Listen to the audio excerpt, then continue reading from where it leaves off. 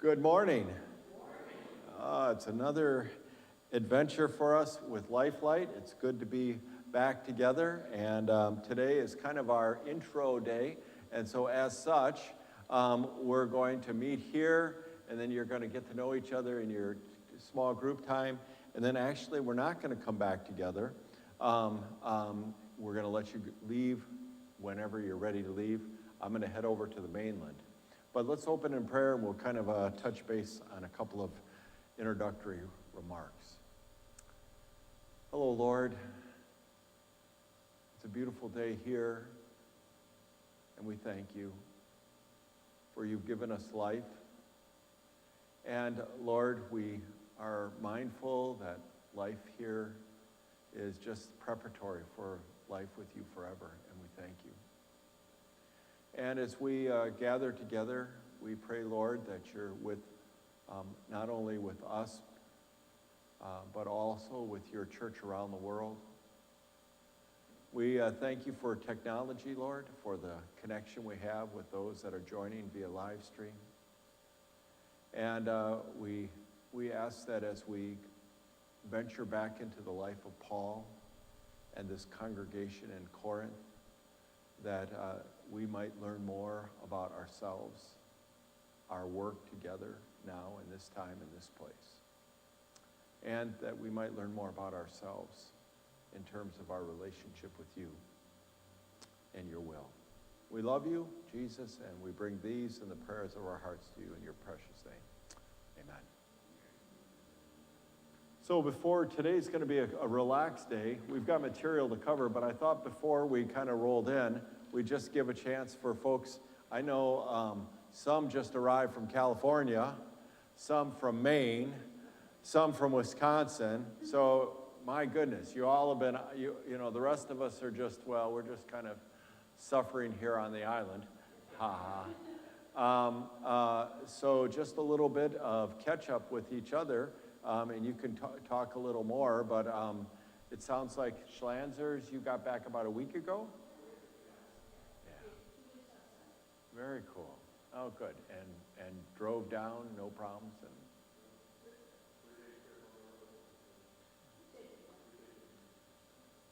all right. How about the Schlauses? Schlauses, how did you guys get home a week ago, or? Okay. So Wisconsin to...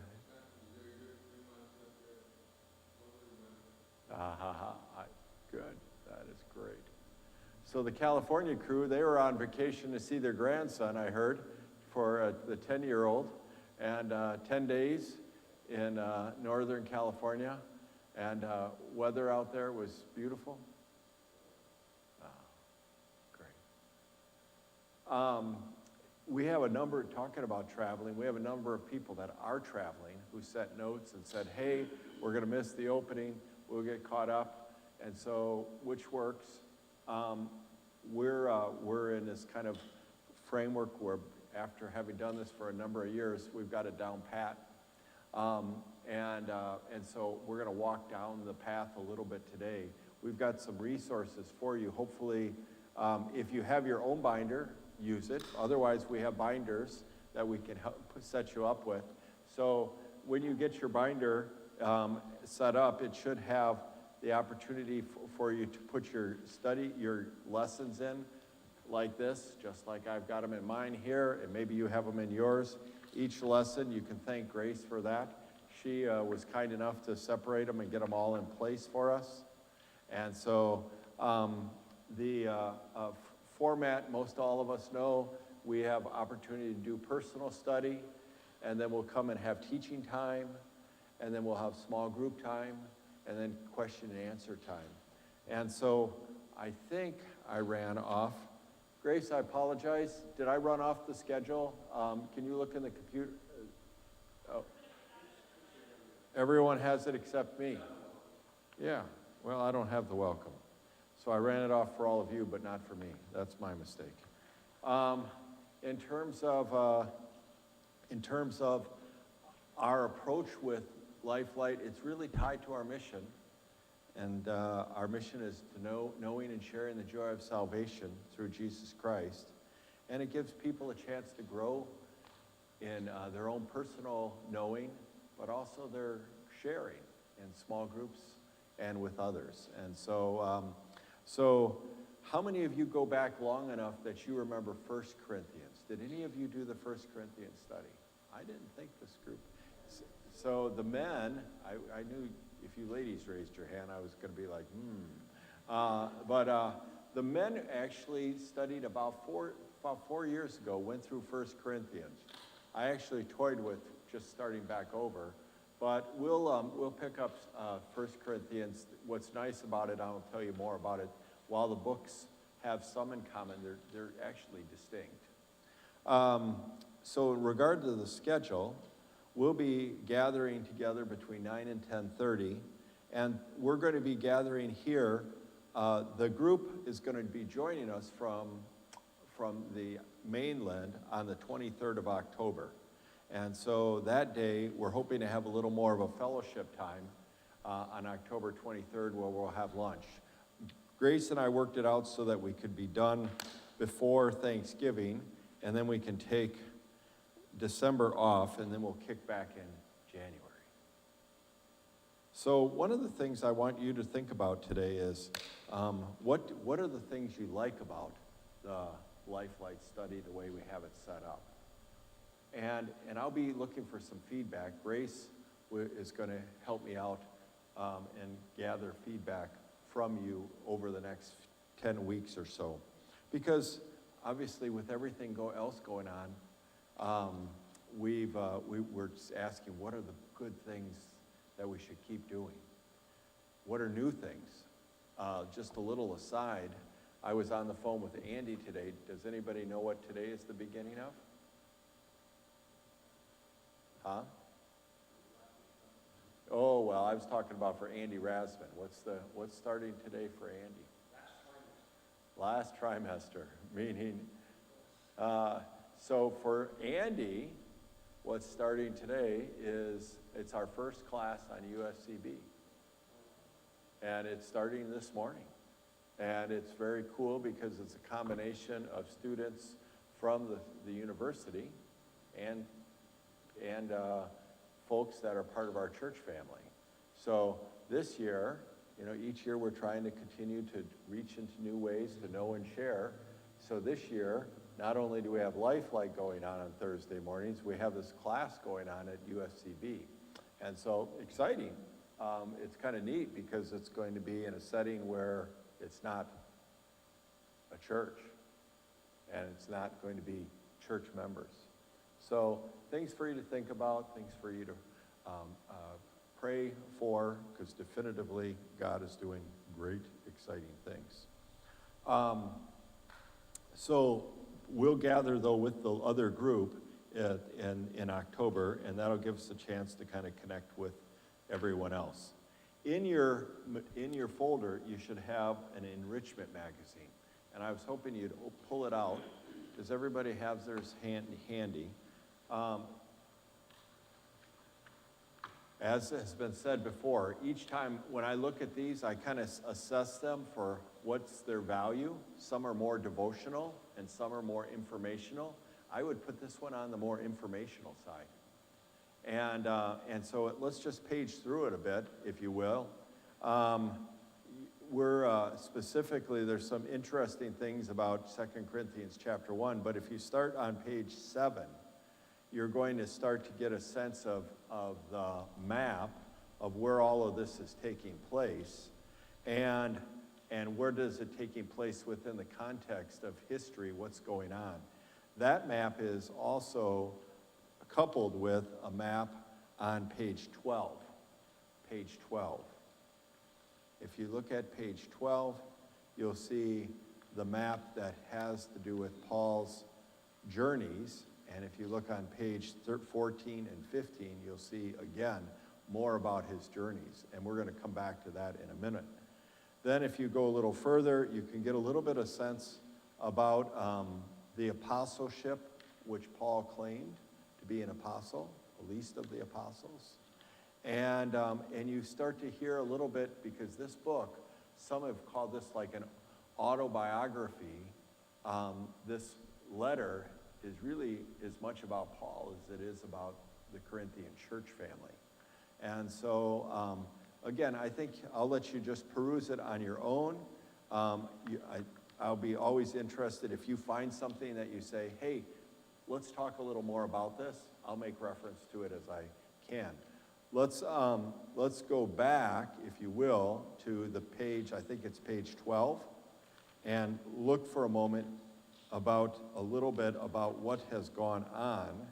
And so if you notice here, if you see on page 12, it talks about Paul's conversion and early ministry.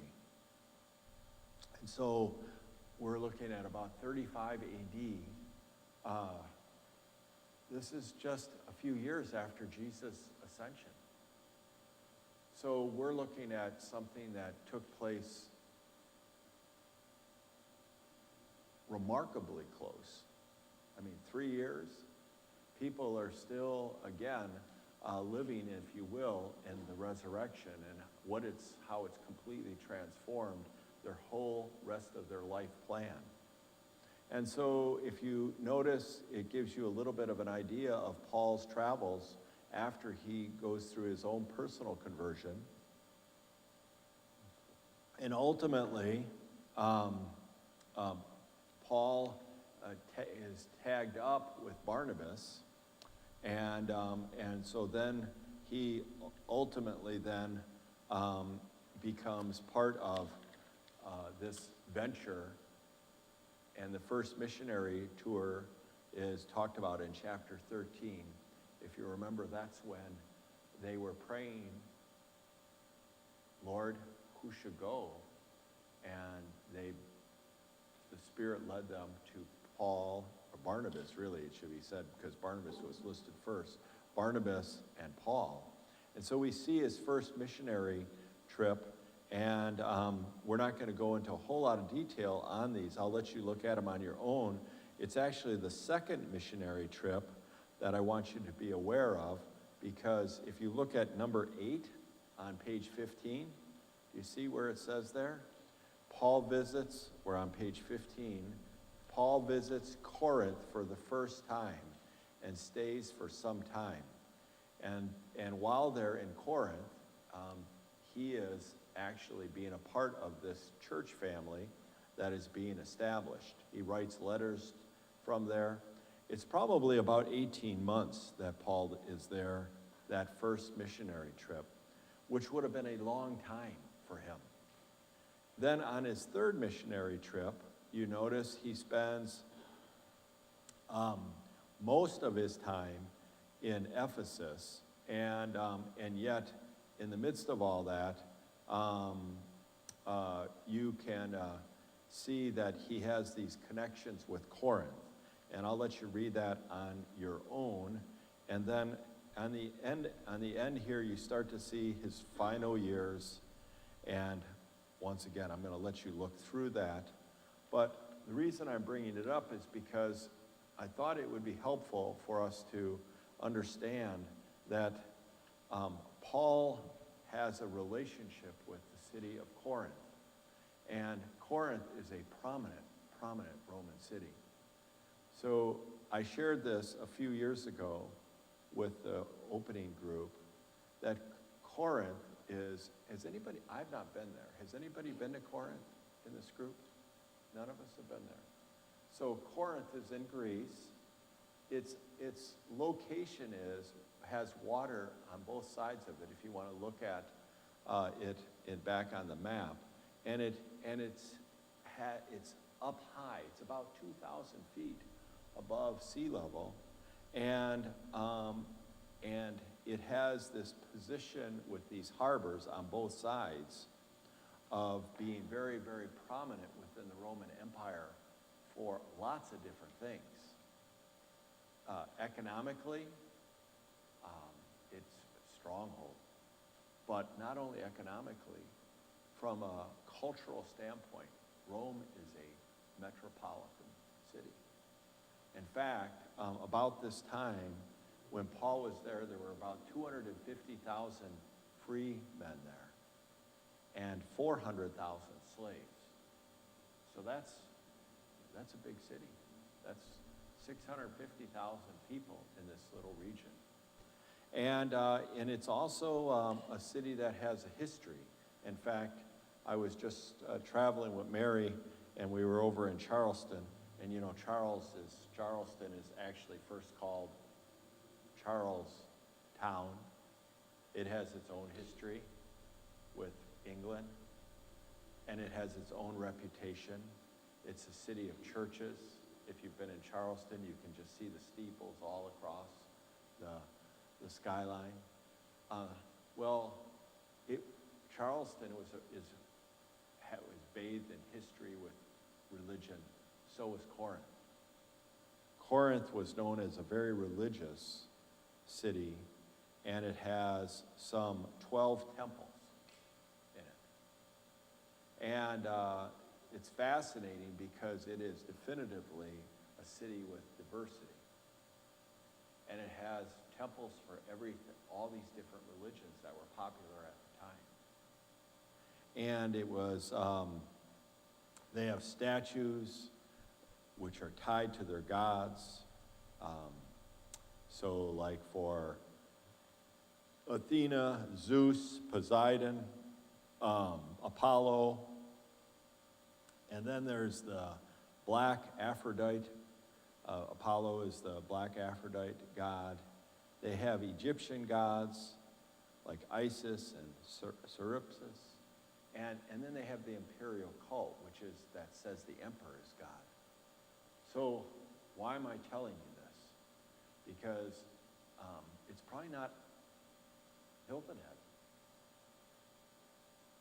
I mean, think about the amount of diversity on this island. My brother and I were chatting. He said, well, I was telling him yesterday, I just see all these young people everywhere. I'm walking to work out at the MUSC campus they have on Charleston. And I'm like, Greg, there are kids everywhere. He goes, well, it's probably, hard for you to understand since you live in a community that per capita, probably the oldest in the whole country. I'm like, well, thanks very much. But it's not just age diversity, it's religious diversity. We think it's diverse because we have Presbyterians and Lutherans and Baptists all thrown on the same island. They would have had, those are all Christians. They would have had literally dozen plus different religions to different gods. And all these people are going to temple and living out their temple life. In fact, the temple to Aphrodite that I talked to you about boasted having 1,000 prostitutes. And you say, why would a church have 1,000 prostitutes? Because actually part of the religious, if you will, piety was to go and have sexual relations with a prostitute, a sanctioned prostitute, and that would provide opportunity for prayers to be answered. A little different, huh? Honey, I'm going to church. Again? Weren't you there this morning? I'm feeling a very need to be religious today, honey.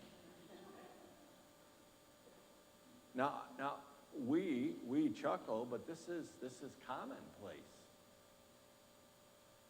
And I share that with you because the Christians would have been the cult. The Christians were the weirdos.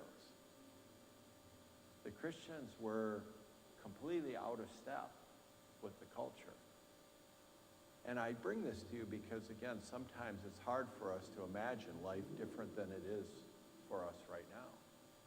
But there are actually places around the world that would be more like that. And I'm talking about the profound amount of diversity and the profound differences in religious belief systems and how they live it out. And the Christians are there trying to figure out how to both survive and how to get the word out about the resurrection. because you're going to find out the resurrection has a prominent role in the Corinthian community. Thus we have, 1 Corinthians chapter 15, which is one of the most beautiful chapters about why we should be talking about Jesus. So some of the prominent people in Corinth, Priscilla and Aquila, and again, you can go back into the book of Acts, somewhere around chapter 15, and you can read about how they had a significant role in getting the church growing in their homes. And then you, of course, have the Jews that are there, and Paul's continuous relationship with the Jewish people in Corinth, because he should have been considered a hero because he was so prominent as a Jew. Lots of information. Are we kind of getting to saturation here? No? The doctor says, tell me more. Did you know that the book 2 Corinthians is actually probably not the second letter? So grab your Bible with me, and if you will, go with me to 1 Corinthians chapter 5. 1 Corinthians chapter 5.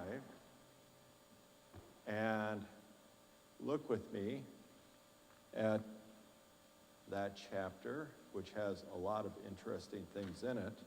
But I want to have you look with me at verse 9.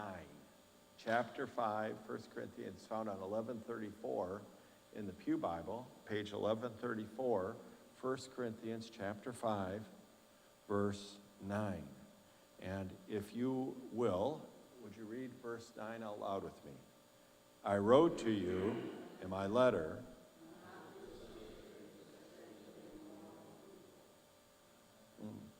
That's enough. So again, we read these things. Sometimes we just gloss over and miss the obvious. What's the obvious? This is 1 Corinthians. What's the obvious? He wrote a letter before this. In fact, it's fascinating because there have been all kinds of archaeologists that have tried to find that first letter. And if it was found, would it be in the canon?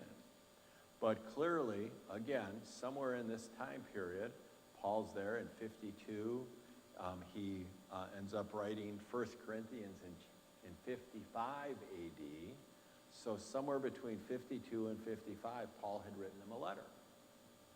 And so that's actually 1 Corinthians. This would be technically 2 Corinthians. But it gets even more crazy. Go with me to 2 Corinthians chapter 2. 2 Corinthians chapter 2. And if you would, look at with me. It's found on page 1146. 1146, 2 Corinthians chapter 2. And look with me at verse 4. All right? So, would you read verse 4 with me out loud? For I wrote to you.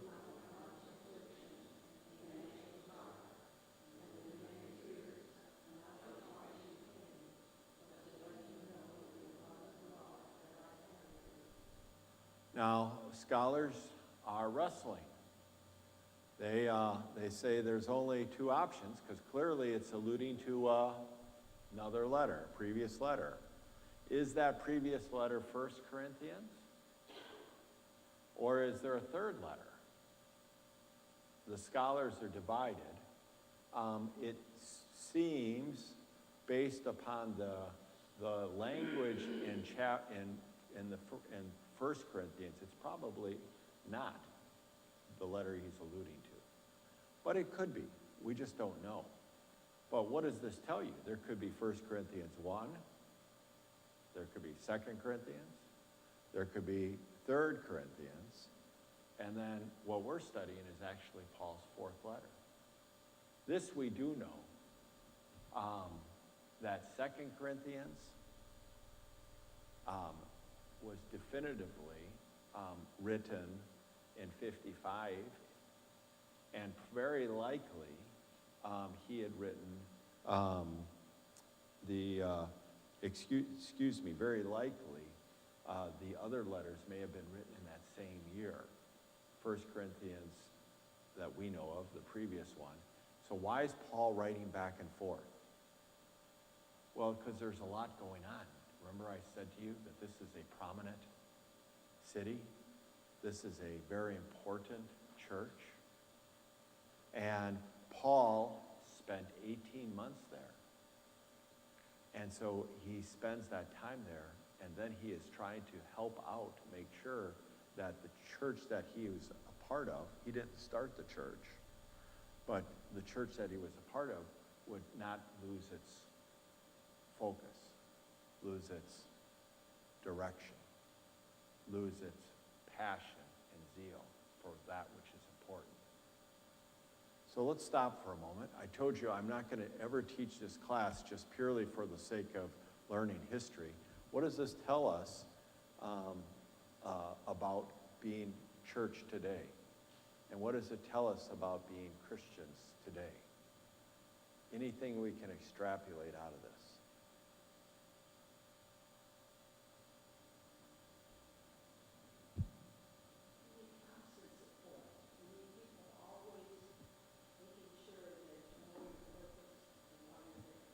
Great. We need constant support. We need reminders of purpose and why we're there. Good. What else? Huh? A lot of the same issues. Isn't it amazing? You read 1 Corinthians and 2 Corinthians and you're like, wow, is there anything new under the sun? People is people, as my mom used to say. People is people. And you know, people is people means we're probably having to wrestle with some of the same challenges, and we need help wrestling with them. What else can we learn from this?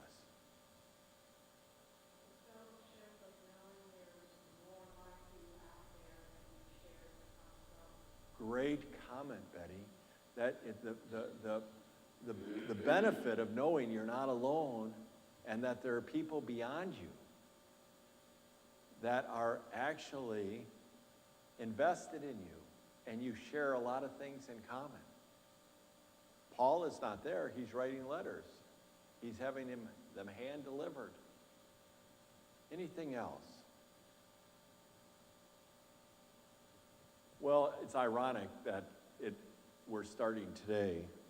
Our district president has been trying to get a hold of me since I don't know, Sunday. Mary and I left on Monday. I worked in the morning, and we went to Charleston to have a little time for my birthday, and just a little couple time. And quite frankly, the district president, I guess, you know, was very polite, but why are you not responding to my communication? And so, you know, I finally, I thought I was clear.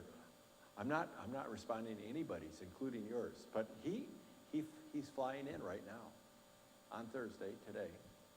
And you say, why is he flying in? You know why he's flying in? Exactly. I'll show you. I'll come right up. Yeah.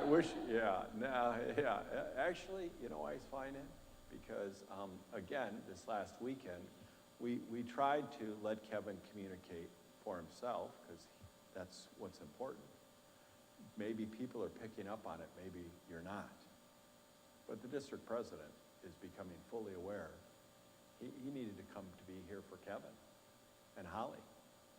And so today, when he gets off the airplane, he's coming to meet with Kevin and Holly to talk about some very, very serious issues that relate to this upcoming surgery that they can't seem to get scheduled, and some of the challenges thereof. And so isn't it amazing to think that we have somebody who cares enough about Kevin, who flies in to provide that support from beyond us. He's also got wind that we're like getting very close to having a contract offer on a rental space. And so he's like, hey, kind of be nice if you kept me in the loop. I'd like to kind of hear about this, and I'm excited. I want you to know you have support.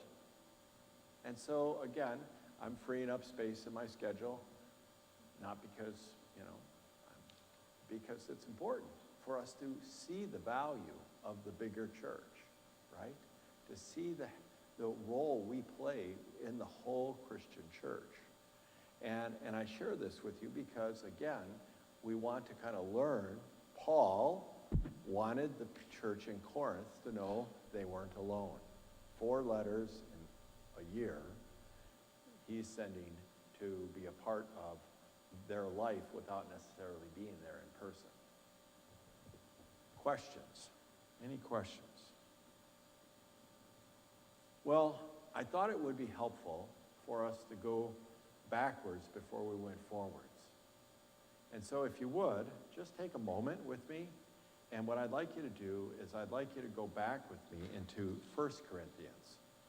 Because these letters were sent so closely, I thought it might be helpful for you to see a little bit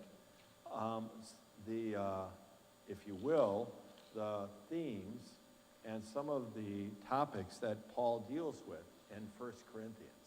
So if you have your Pew Bible, it starts on page 1131. Here's your homework. Besides skimming through this, between now and next week, and doing your, session 1, I would ask you to just set aside, it'll take you probably a half of an hour, and just read through 1 Corinthians. Read through the whole letter. And read through the whole letter, and for those of you that are more inclined to pause, just take some time. But I'm gonna take you through it quickly, okay? So what are some of the big themes in 1 Corinthians? Well, one of them is division. If you look at chapter 1, after he gets through his niceties of, it's sure really great to have you on the team, right away there in verse 10, he picks up on divisions. And if you jump with me to chapter 3, which is on page 1132, notice it talks again about division.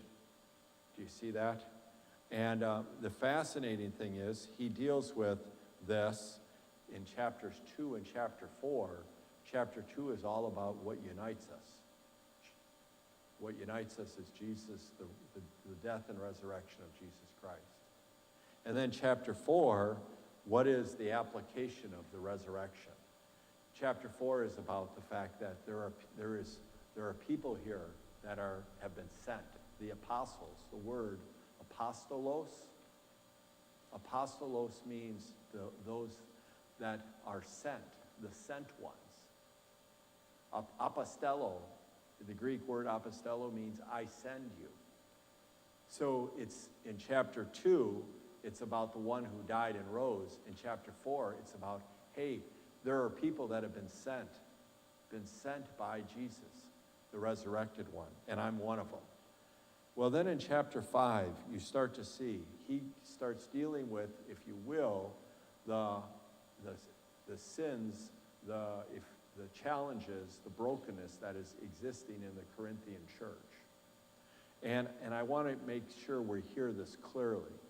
And I'm going to pause here. I guess I hadn't planned on doing this, but I want to be careful. I want you to hear where I'm starting. I couldn't tell you 10 things about Charlie Kirk. I just don't know Charlie Kirk. I don't know where he's from. I do now know he's married because I've been praying for his widow. And I've sensed he's children. But I don't know if Charlie Kirk is a pastor or a businessman, an attorney or a politician. Don't know any of that. I was shocked when I saw the picture and said, my goodness, he looks like he could be my kid's age. But I don't know much about Charlie Kirk. How many of you would say you could name 10 things about Charlie Kirk? 1, 2, about half of us. So you are probably the half, or maybe represent, who left on Sunday really pissed off. And I've been getting communication all week about it, including this morning. Because I failed you. We failed you, according to what I've been told. Now, why am I saying that? I think it's challenging for the church right now. See, we are really, in many ways, living out the church that is becoming more like the Corinthian situation than it was when we grew up. You say, what do you mean? Well, I'm not saying there weren't politics and religion when we were growing up. Oh, there were. But trust me, religion trumped politics when it came to social media when we were growing up. And I can give you all kinds of evidence of it. And because of that, there was kind of like this, there was this kind of accepted understanding. And I'm not saying it was right, by the way. What I'm telling you is the playing field has changed. And because the playing field has changed, I mean, just think of the movies that were around back in the 40s and the 50s. The Bells of St. Mary. I mean, you find me a movie from the 1950s, 40s, that the church is portrayed in a negative light. I'd like you to tell me about it. I don't know about it. The church is always considered to be the redeeming quality of the community.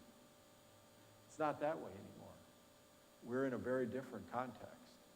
Now, because of that, and because I would assume there were Democrats and Republicans throwing barbs at each other, everything back then, but everything now is in the hands of not just the so-called social media like NBC, ABC, CBS.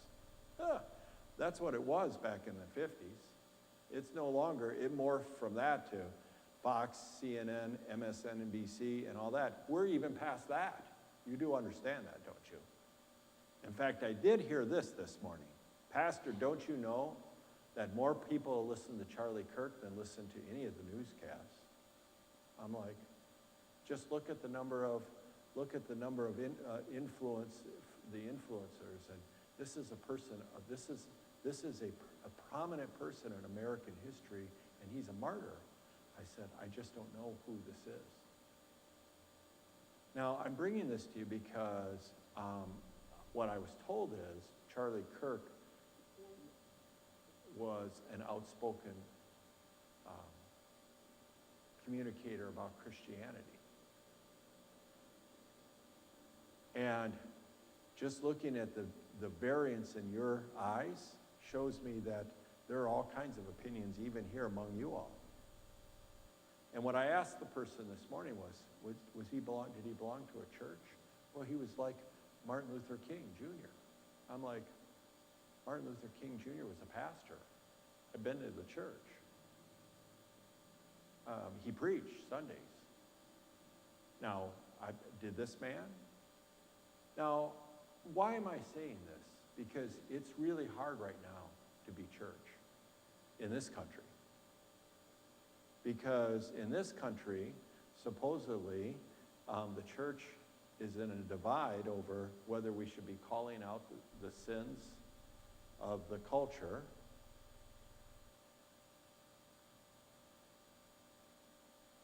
or, are you ready? Because I was pretty hot this morning and said, when I was told we don't talk about sin at this church, I said, I take umbrance with that. Because what I will tell you is, read 1 Corinthians. Paul does not point his finger out there. All his concerns are, not to say that he doesn't believe that the world is going to hell in a handbasket. He does. But Paul Every chapter is about the sin that is in front of us. He's talking about the sins that we can participate in. So look at this. Chapter 5, sexual immorality defiles the church. He's talking about the sexual acts of the people who are part of the church. Lawsuits against believers. He's talking about lawsuits that believers are participating in with each other. Chapter 7, principles for marriage. He's not talking about the marriage out there. He's talking about how do we handle ourselves as believers and unbelievers. Food offered, chapter 8, food offered to idols. He's not talking about the people that are out there. He's talking about the church. Now, why am I saying this? I told you I wasn't planning to do this. I apologize. You're going to get it. But I think this is a tough conversation because there are churches on the island that are spending a lot of time talking about how all the sins of society. And I said this morning, and I'll say it again, which sins? Where's the list that we should use? And are we just talking about those sins out there? And to what end?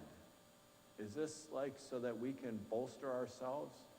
One of our folks politely said, there's nothing, not one thing in the Democratic Party that is in line with Christianity. And I said, I don't believe that. I will absolutely take you to task. I'll be happy to sit down with you, but not on the phone. But do you see how we've now turned this whole thing into, are we being driven by politics and culture, or are we being driven by the Spirit to wrestle with how do we be a Christian now? And I would tell you that this is not an easy conversation. And it's not an easy thing for us, but we can look at Paul and see there are like 5 chapters that all deal with sins. Ironically, they're all sins within the church. Now, that doesn't mean they're not going on outside the church. They're the sins of the people within the church. Does this make sense? As we're just kind of ripping through this quickly. So if you look at, again, chapter 10, once again, he makes the bridge here. He's talking about the sin of idolatry, but then he goes right into the life of the church, specifically about Holy Communion, and then about spiritual gifts. He's talking about the life of the church, and then obviously the love chapter, and then prophecy and tongues, more gifts, orderly worship. And then he gets into this whole thing about the resurrection and the importance of the resurrection. And then finally, in chapter 16, he talks about how can the church in Corinth be a part of the larger church and provide meaningful financial help for people that are hurting elsewhere. And that's the letter. That's chapter 6. That's 1 Corinthians. And I would encourage you to take some time, read through it as you go into chapter and get ready for 2 Corinthians. I'm going to pause. Again, I told you today was going to be more relaxed, just kind of helping us have an information dump. Questions or comments?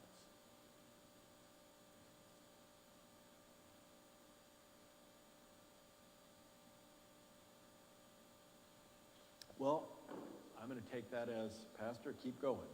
So let's look at 2 Corinthians. And if you will, it's found on page 1145. What I want you to know is that there are some themes in 2 Corinthians that I think are very attractive for us to wrestle with. One of the themes has to do with strength and weakness. What is strength and what is weakness, and what's the relationship of strength and weakness? We're going to be talking about that. Another theme has to do with reconciliation. Big word. There's almost an entire chapter dedicated to this. And so we'll spend time talking about reconciliation. What does it mean for us to live lives that are reconciled? Also, we're going to talk about what does servant leadership look like. And chapters 8 and 9, ironically, are going to hit us right as word has gone out now about this campaign, Sharing the Joy. And I'm going to say now, which you're going to be so tired of hearing, every gift counts. Every giver matters. What that means is when we go through the campaign, Pastor Jeff is going to say it again and again. Every gift counts. Every giver matters. Because this work that we're talking about in ministry expansion on the mainland and online isn't about the economics. God's got the economics.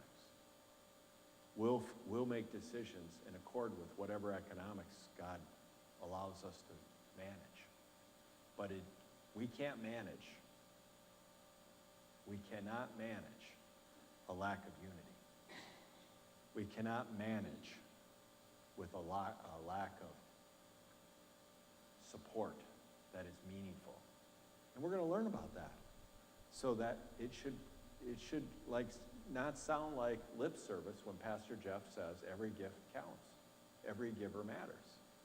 Because I would suggest to you that when you do a campaign like we're talking about, we're actually talking about what matters and the opportunity for us to be able to share the joy on the mainland and online.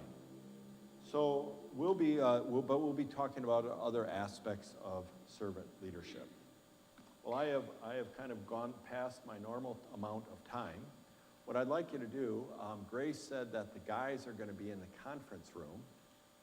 And so it looks like there's about 5 of you guys. And the gals, which looks like there's about 6 of you guys, Grace is going to go with you guys in room 2. And Dave Grant is coming back tomorrow. Next week he'll facilitate. Would you be willing to facilitate today? Just help the guys get to time to talk through the stuff we've talked about. And then you guys can, after you get done, what I'd like you to do is take time in prayer. I'm going to give you a couple of things to think about for your prayers. So clearly, there's a widow, Mrs. Kurt. And I may not know much about him, but I do know that there are lives that are being impacted. And so we need to be in prayer. We also have people within our own church right now that are going through their own challenges.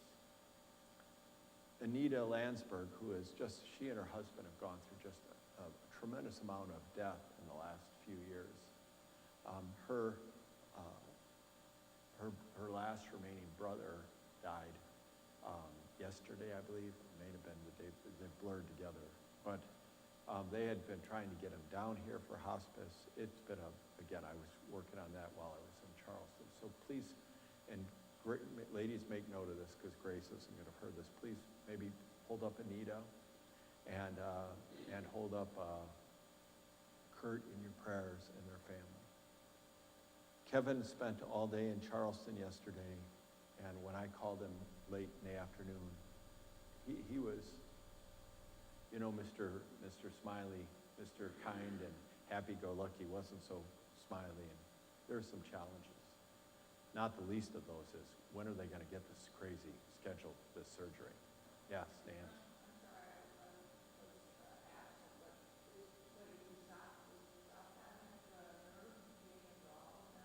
No, that's the irony is that the tumor is not on the optic nerve. The tumor is on his, what's the bone here?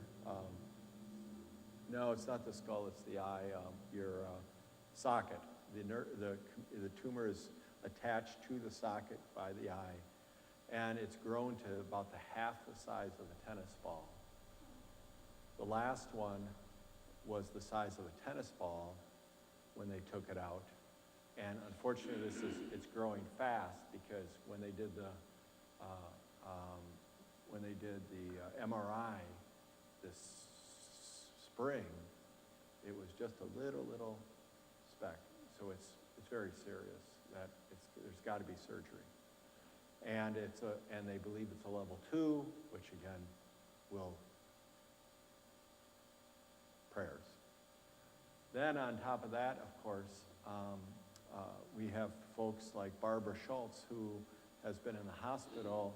She had a procedure on her back that didn't go well, and then they had to have emergency surgery, and now she has been taken, I was told yesterday, she's being taken to Jacksonville, Florida for recovery, because it's a unit that does specific recovery for this type of issues with the spinal cord. Wow, exactly. So people, and then in the midst of all this, we have the prayers of thanksgiving and the prayers for God's Spirit to open the hearts of these young people at the university today. Yesterday, the Ladies' Fellowship, Grace gave me a really wonderful positive about that, about how it started, and we're looking for this place to move to, and then the land. There are lots of things for prayer, and then there are all the things in your own lives, in my life. So take some time, talk through, get to know each other a bit, talk through this, and Grace, what time do you need to get over there? Leave? Okay, so ladies, you are welcome to stay past 10:15 and continue to talk and pray, but Grace will have to head over to the other site for us. I was just thinking, could I take that off your hands? Or that would be helpful. Do you have it all put together? Beautiful. Grace is going to take a moment and tell me how to, she does everything around here, so might as well help. She can try to help me to figure out how to do something a little bit. And then I'll head over so she can stay as long and get over in time for the class to start over there. Let's close in the family prayer, shall we? Lord, remember us in your kingdom and teach us to pray. Our Father, who art in heaven, hallowed be thy name. Thy kingdom come, thy will be done, on earth as it is in heaven.